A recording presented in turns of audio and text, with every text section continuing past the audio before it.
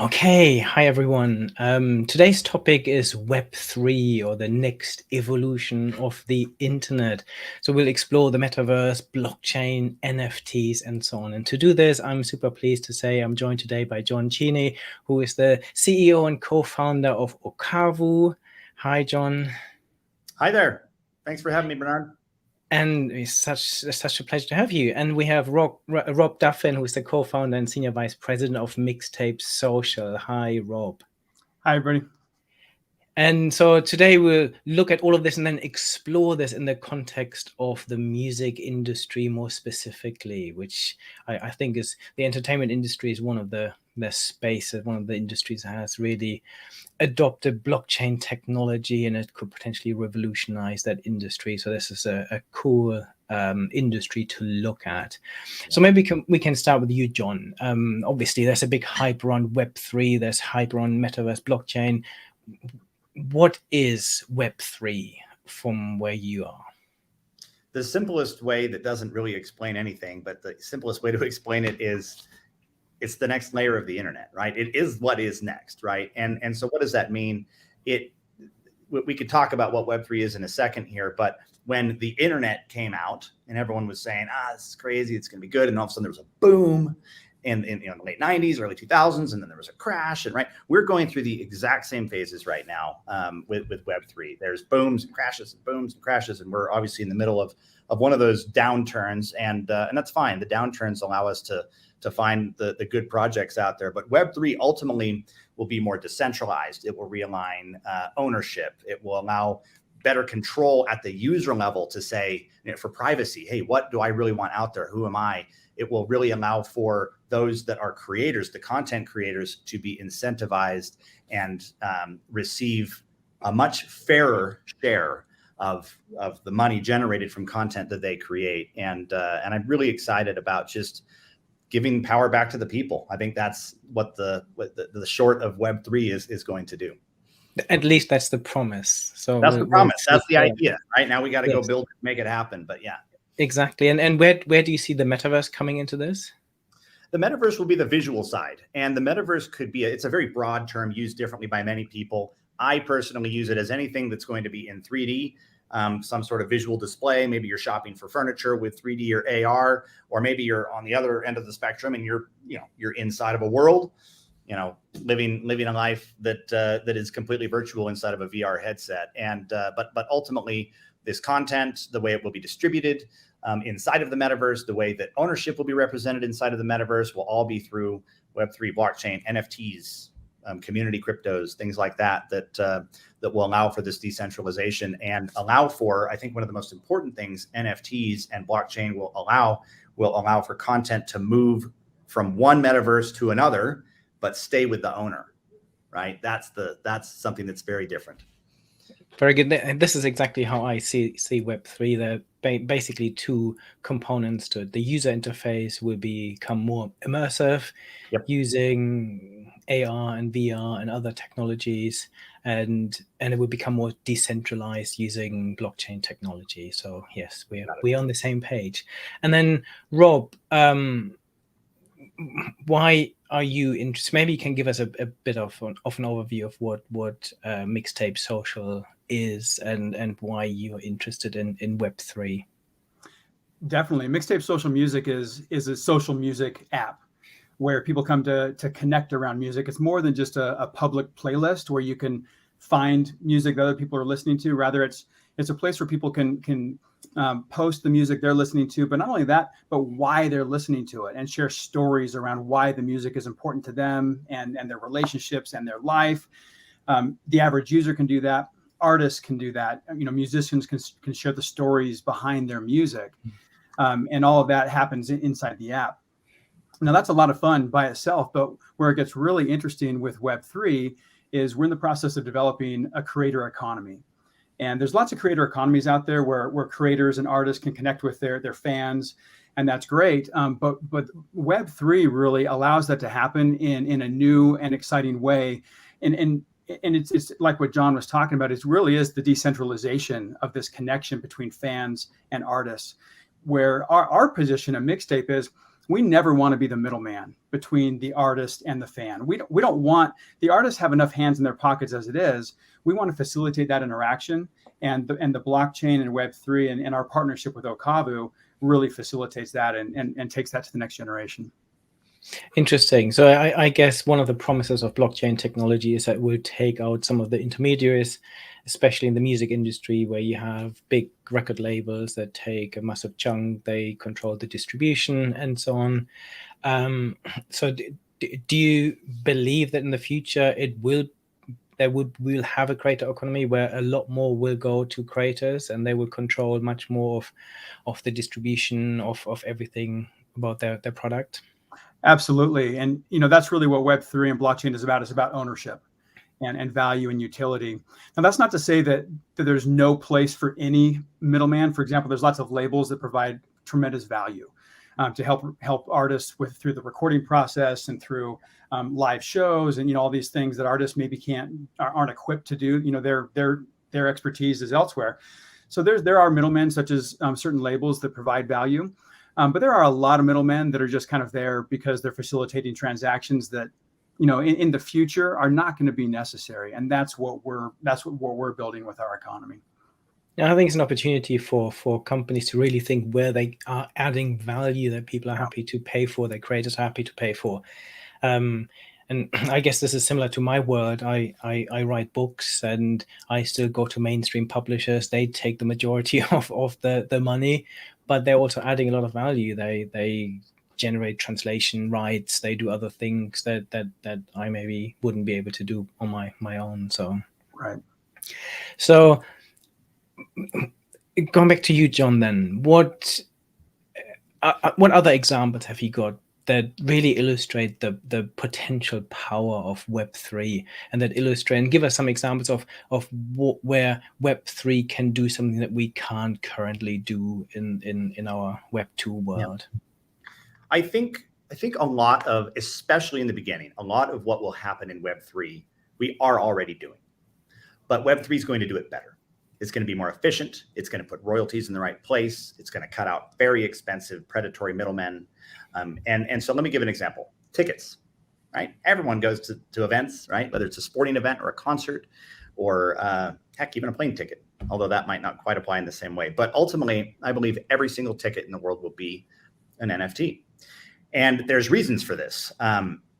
Right now, tickets they take on a lot of formats. It could be just a printed thing. It could be a barcode. It could be something that's digital on your phone. I don't know, maybe they send you a wristband if you're at a festival or something. There's a lot of ways that can happen today. And some of those things are going to continue to happen for quite some time. But we're working with organizations that are saying, hey, how can we take better control of the entire experience? For example, how do we reduce fraud, right? I was just reading there was some major, soccer cup thing that happened, and something like 40% more people showed up to it than there were tickets, because there was just this mass fraud. People just figured out the system and they sold tickets to so many more people than were even available. And people were so excited to pay $300 to get into this soccer match. And then they had to be turned away. And that was just a disaster, right? Mm-hmm. And so if you take the blockchain, if you make every ticket an NFT and you have it happen through one authorized blockchain, through one authorized portal, and make it incredibly easy, just, hey, it's the experience on the user side has to be super easy, right? The user has to just say, oh, I'm buying a ticket. Oh, I want to send my friend a ticket. Oh, I want to sell my friend a ticket. That has to just feel like it does today. Very, very easy and simple. Or text my friend a ticket, right? You can do all those things today with Ticketmaster and other companies that have just created incredible technology to make that easy. But part of what they charge to make those experiences really easy is they'll take 20, 30%. I went to an Andrea Bocelli concert a couple months ago for my wife. It was our 10th anniversary, and my wife, really loves him. She'd never seen him live. And I said, hey, let's buy some tickets. And so I got on and found some tickets in Phoenix, Arizona, not far from here in Salt Lake. And I wanted to get good tickets. And so I paid for like $700 seats, and okay, it's great. This is a 10th anniversary. I think she deserves this. So that's $1,400. My total checkout was about $2,000. It was like $600 of fees coming from them. And I think that's crazy, right? And so I think that the organizations themselves can control the entire thing. So if you take like an NBA team or something, they can say, all right, you buy and you trade and you sell your ticket inside of our app. And then when it happens, when that transfer happens, There's a perfect immutable record that makes, and it's of all these NFTs, right? All these tickets and seats that are going to be much more smoothly transitioned and moved around, and there's going to be far less fraud. The end user experience can be much better. Every single secondary sale has to go through that NBA team's app, as opposed to some third party or 10 third party apps trying to figure out how to deal with all of that. It just has to happen in the app. That's how it is. And so that gives organizations more control. And so I think ticketing is one really, really good example that will be disrupted. It is being disrupted. We already have a live solution for that we've already used with live events. And so, so I'm really excited about the ticketing side of things. And I have to add one more thing.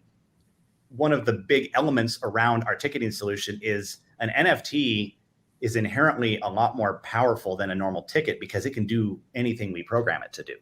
We can have it keep delivering for a month after, for a year after. We can say, hey, keep your NFT ticket, and everybody that holds one a year from now gets, access to this free album from this band that, you saw or whatever, right? You can market to people without invading their privacy, because you can do it based on activity, not based on demographics. Hey, you showed up to this concert and you held onto this NFT. Great. Here's your album. Or you went to this concert, you sold your ticket to somebody else. You sold your NFT. At that point, it's just a collectible NFT, but whoever holds that at the end gets this free album, right? And so by adding utility to it, that opens up a whole new world of possibilities that current ticketing things can't really. I completely agree. And I was speaking to Glenfiddich, the whiskey distillery recently, and they were selling some of their very rare whiskeys as NFTs, basically. Yeah. And in the past, when they sold them at auction, they had no idea who bought them. There was no way of them creating a relationship with those consumers, and now they can forever. So, and they also know how many bottles are still in circulation, which makes it much more interesting. So cool. huge value. Rob, then tell me a little bit more about Mixtape Social and how you're adding value to your customers and how you see this evolving in the future towards Web3.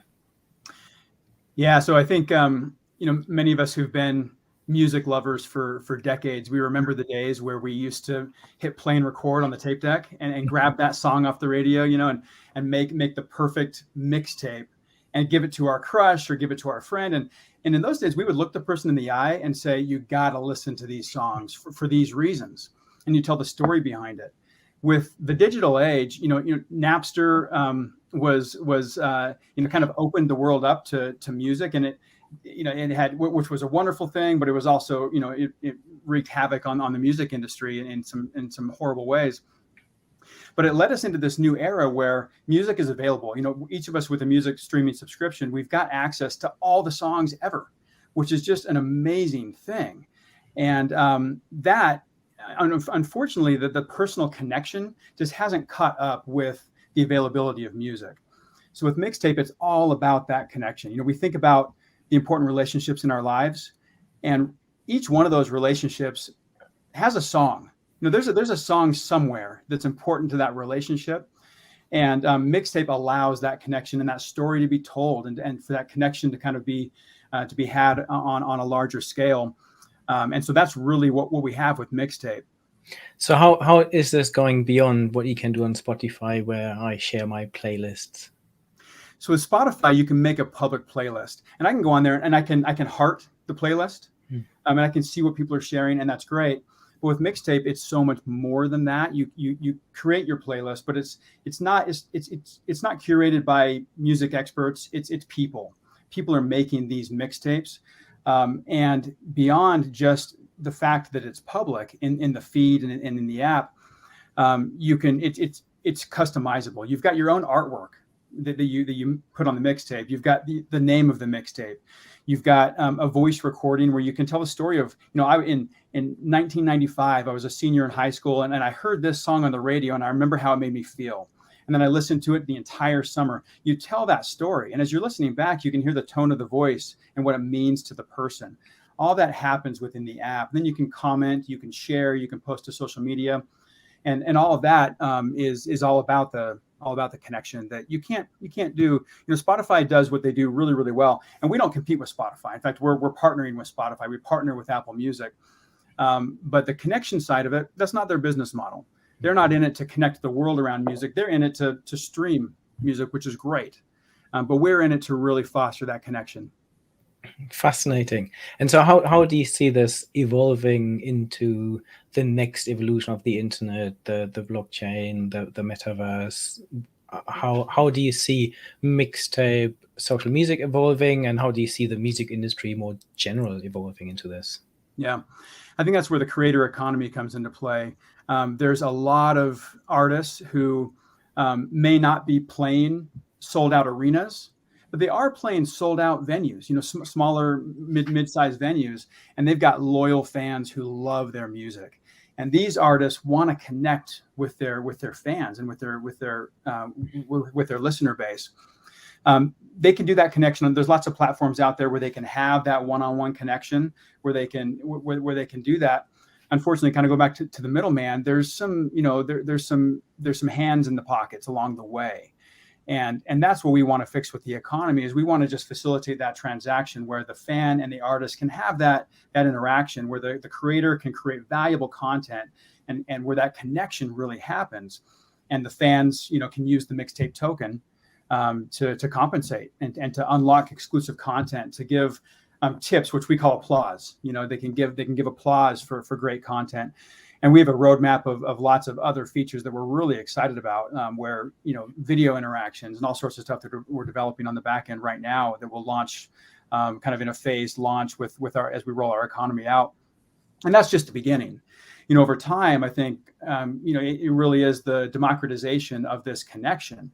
And we're going to look back in you know, years to come, and it's going to be a totally different landscape where artists own their content, you know, and they're compensated fairly for their content, and fans have that direct interaction with artists that they love. And we're seeing the beginning of that today, but the blockchain is going to really just kind of, I think, blow the floodgates open. Can I comment on that, Bernard? Yeah, please. I'm going to comment not as the CEO of Okavu, but as John Cheney, the pianist. I'm a musician, and I've been composing for many, many years. And in fact, I wrote a song for Rob's sister many years ago. But anyway, I've you know, my music's just on my website, and of course it's on all the streaming services, and I for the last few years I've been coming out with Christmas albums or EPs and things like that, and singles, and then I'll do competitions within my community to see, you know, who can play my music the best, and it's just fun, right? And it's really just a hobby. I do it for fun. But I looked at my stats this year, and I think there were about 218,000 homes or unique listeners that I got my music into during this Christmas season in November, December. And I was like, that's awesome. That's a huge impact. I'm impacting hundreds of thousands of people, right? And again, I'm the very low level. I'm not Taylor Swift getting billions of plays or hundreds of millions of plays, but down at my level, I think is a huge impact that Rob's trying to have, right? Because I received my commission checks, my streaming services commissions, and it was I think something like $187 was the total that I got for those 2 months, right? And so I provided value, right? You were talking earlier about how can people figure out how they provide value for the system, and are they adequately compensated? But I provided value for over 200,000 homes, maybe Christmas parties, maybe just people listening, trying to get in the Christmas spirit, whatever it is for their Christmas needs. And I feel like I contributed. And for me, honestly, that's enough pay, because I have another job. It's fine. I just love it. I do it for fun. But there are so many artists out there that work hard and they compose and they want to do this full time, and they can't live off of $90 a month. It's just not going to work. And so I think that some of what Mixtape is doing here in creating this economy where fans can directly compensate artists without that middleman in there is it has to happen. It has to happen.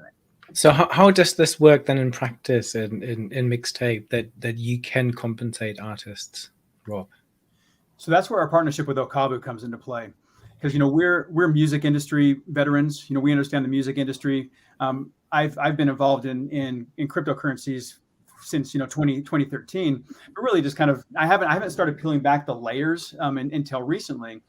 And that's where John and his team come in, where they're able to take people like us and walk us, take us by the hand and walk us through the process of facilitating this type of interaction. So in our economy, we're going to have the Okabu Wallet, where a fan has their wallet, an artist has their wallet, and the transaction is as easy as that. Really through the tools that we have in the app, Mixtape tokens. So the Mixtape token fuels the economy. Those transactions just happen, just like that. And there's a fiat on ramp and off ramp, so it's easy for, our general user. They're not blockchain or crypto experts either, but everybody understands how to swipe a credit card or a debit card, and in this case they're going to be just adding Mixtape tokens to their wallet that they can use within the economy to support artists and creators that they love. So how would they do this? Would they be donations, or would they pay for some added value? So there will be added value. So when there's mixtapes that somebody loves, they can give what we call applause. They can give, applause that might be the equivalent of maybe $2 all the way up to any custom amount that they want to do. If they really love the mixtape and the story that's being told, they can compensate, they can support that artist that way. We're also going to have, exclusive content where, maybe somebody like Taylor Swift wants to tell a really intimate story about the recording process. And that might be exclusive content for just the fans that want to unlock that content through the economy. We're also going to add features where, let's say my wife, she loves Ed Sheeran. And so for her birthday, I would love for Ed Sheeran to be on Mixtape and for me to say, hey, Ed, let me pay you in Mixtape tokens for you to create a mixtape for my wife's birthday of songs that you love. These are maybe they're not even your songs, Ed Sheeran, but the greatest love songs of all time, in your opinion. Create this mixtape for my wife. And my wife, so Ed Sheeran, if you're watching this, on Mixtape, because my wife would love me forever, even more than she does. So that's the type of value that we want to add, and those are the types of the interactions we want to facilitate. Very good. I've just watched Ed Sheeran live 2 weeks ago, and that was fantastic. Yeah. Very good, very good. So, John, what are some of the challenges then I guess organizations are now starting to think, what does Web3 mean for us? How do we use blockchain technology? What does the metaverse mean for us? What is stopping them? What is stopping us from creating this at the moment? And how do we overcome some of those challenges?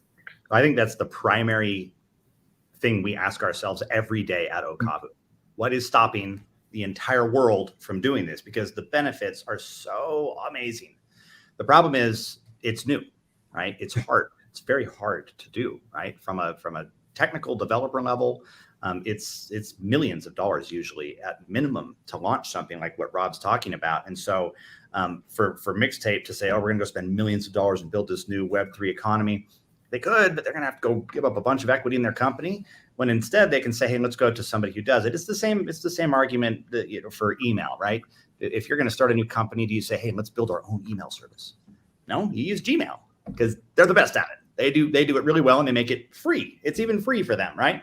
And yes, you can pay more for G Suite and get some more features.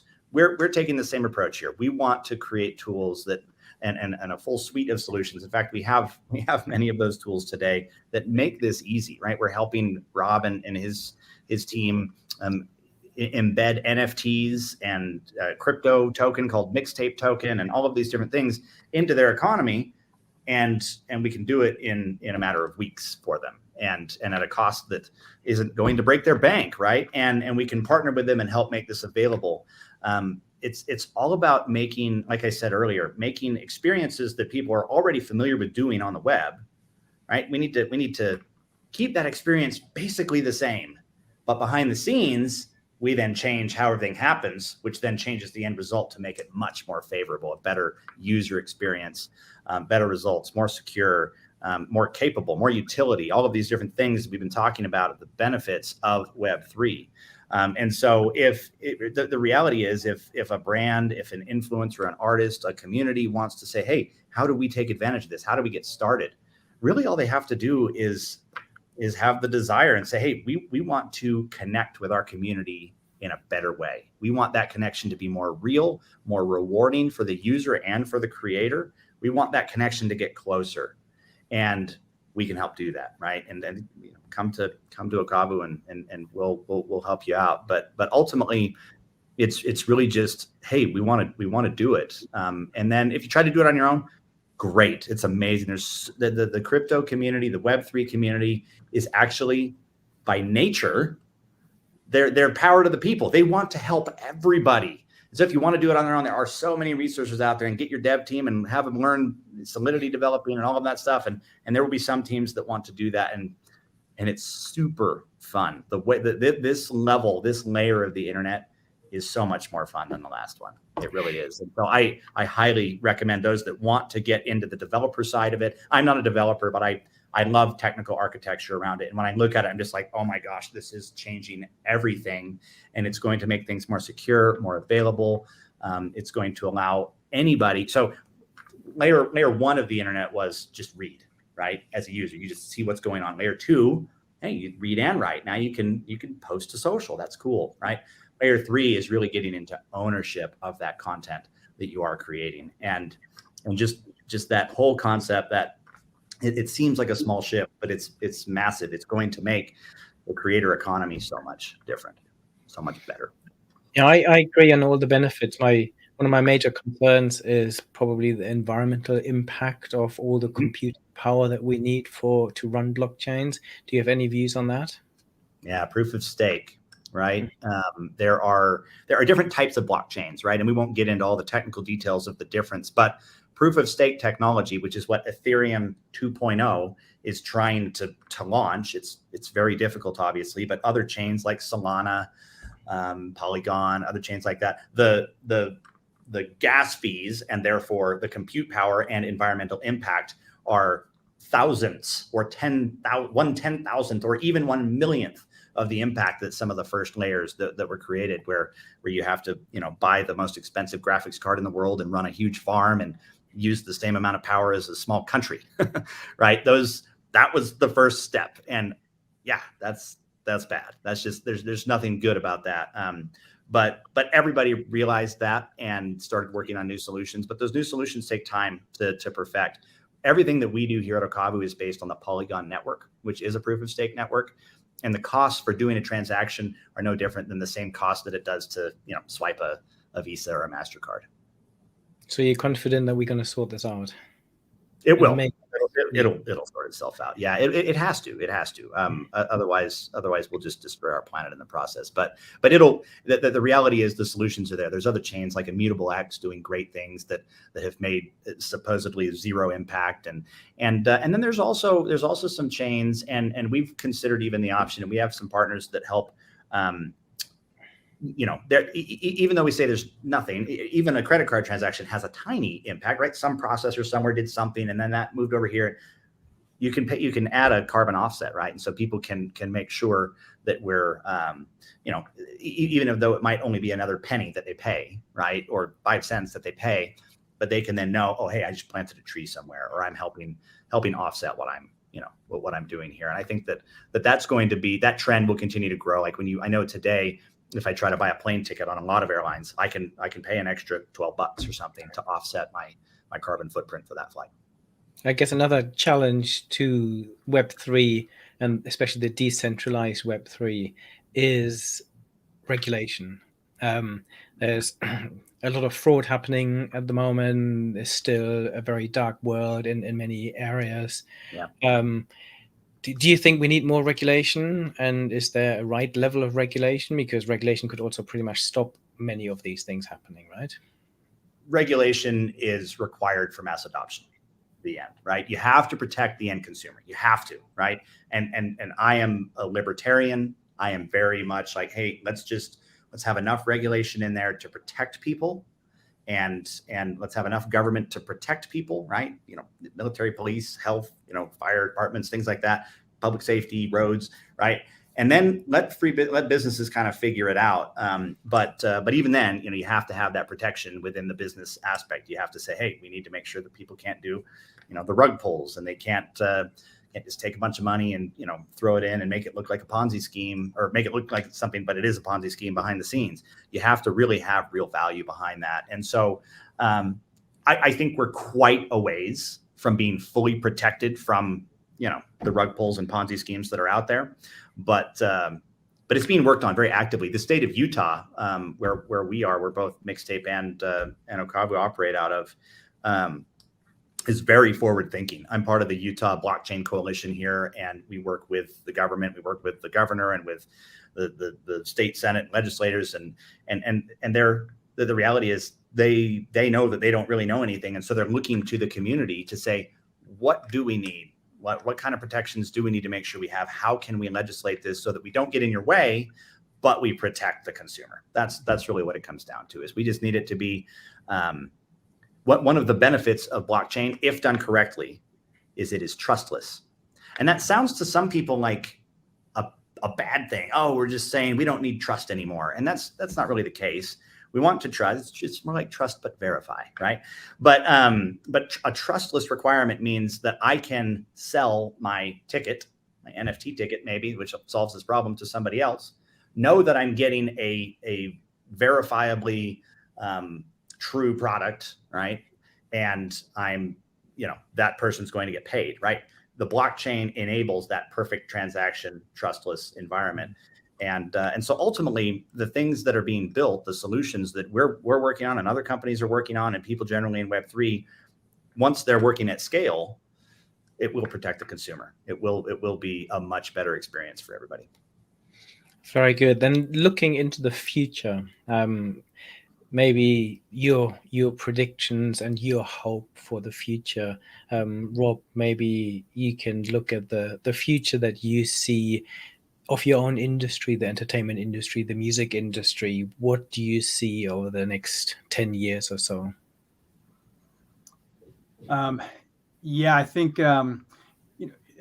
before looking forward, we kind of look back and we look at the history of music all the way back to, the Beethoven and Mozart days, where, they were compensated not very well, I think we know, but it was because of the royalty saw value in what they did, and they'd have them over to parties and stuff and have these orchestras play. And where there was funding for that, there was tremendous talent that came out of the woodworks back in those days. That we got Mozart and Beethoven and many others because the royalty put money towards that. Fast forward, centuries.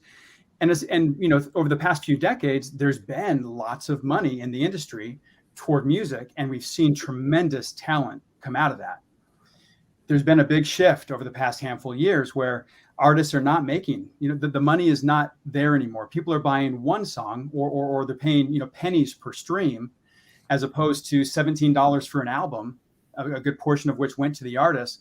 So the money has dried up. If we're not careful, the talent's going to dry up too.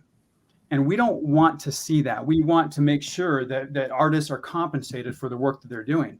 So through this shift, if we can facilitate that, if we can help the artists to make, like John's talking about, to make the money that they need to not only survive, but thrive, we're going to have the talent. We're going to be able to enjoy that talent and enjoy that music. And we'll look back in 10 years and we'll have a very rich environment of creators and artists and people contributing in these ways because they're able to make a living that way.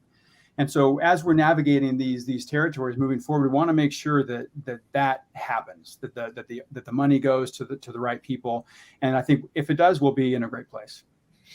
Very good. John, then what do you see over the next 10 years? What are your hopes and predictions maybe for the wider Web3 world? Yeah, I was thinking about that. I want to answer the question a little bit differently. What do I want for the world as a whole? And then how can Web3 help us get there? I want the world to be a kinder place, right? I want us to be more unified. I want us to fight less. I want us to create more. I want us to create more than we consume. If you go back and you look at my Facebook on January 1st of 2016, the day I decided to found this company, I said, I want to be more of a creator than I am a consumer. I consume so much, whether it's music, and not that these things are bad, right? Music and Netflix and TV and just everything. I just consuming and consuming and consuming, shopping, whatever, eating, and instead of that, there's a small percentage of the population in the world it's actually a good sized population that are creators, right? That are artists.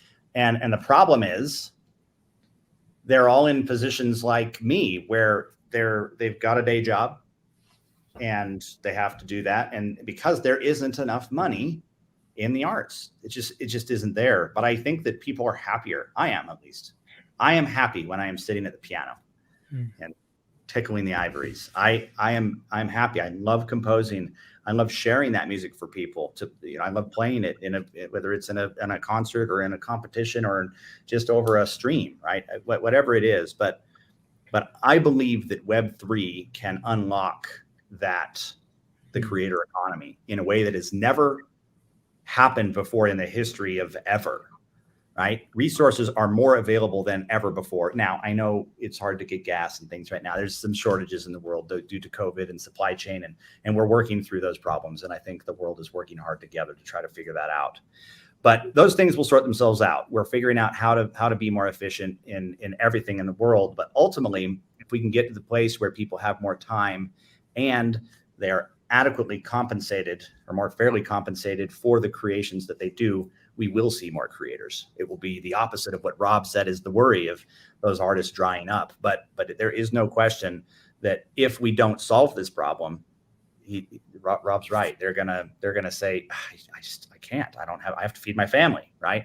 And so ultimately, I believe the world will be a better place. I believe the world will be kinder. I believe it'll be happier if we have more art and more time to express ourselves in the way that we want to. Very good. This is wonderful place to stop. Thank you so much, John and Rob, for joining me today. Anyone who wants to re-listen or re-watch this conversation, head to my YouTube channel or my podcast, where you can also find hundreds of other amazing conversations about the future of technology and business. So thank you very much, John and Rob. Thanks, Bernard. Appreciate it. Thank you. Thanks, Bye-bye. Rob.